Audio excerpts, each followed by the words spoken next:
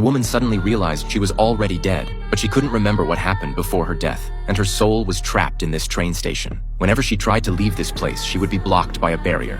Helpless, she could only wander around the station day after day, until a year later, Lisa sat idly in the restaurant. At that moment, a panicked woman caught her attention, so Lisa sat across from the woman. From the content of her phone call, she learned that the woman had a mental breakdown due to excessive work pressure. Lisa watched as tears slid down the woman's face. Lisa instinctively reached out her hand. When the tear fell on her finger, countless fragments of memory from her life flashed in her mind. In that moment, she remembered all her memories from when she was alive, except she still couldn't remember how she died. Lisa was confused. Her life before had been so happy. Why would she commit suicide? Just then, 3 familiar faces appeared on the platform. They were her parents and her boyfriend. Today was the first anniversary of Lisa's death, so her parents brought her boyfriend to lay flowers and mourn her. As they were leaving, Lisa instinctively ran forward, trying to keep them from going.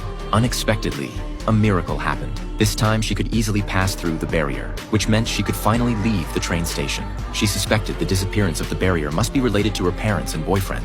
After watching her parents and boyfriend say goodbye and part ways, she chose to follow her boyfriend home. Soon, she followed him to the apartment she had bought when alive. But just as they entered the community yard, she noticed the downstairs neighbor staring strangely at her boyfriend. Lisa didn't think much of it. She followed her boyfriend into the room. The newspaper reported her death by jumping in front of a train. The police determined her death was suicide because she had suffered from a long-term mental illness. This confused her greatly, because she had never suffered from any mental illness. However, she wasn't the only one with doubts about this case. At that moment, Jack from the transportation department was investigating Lisa's case.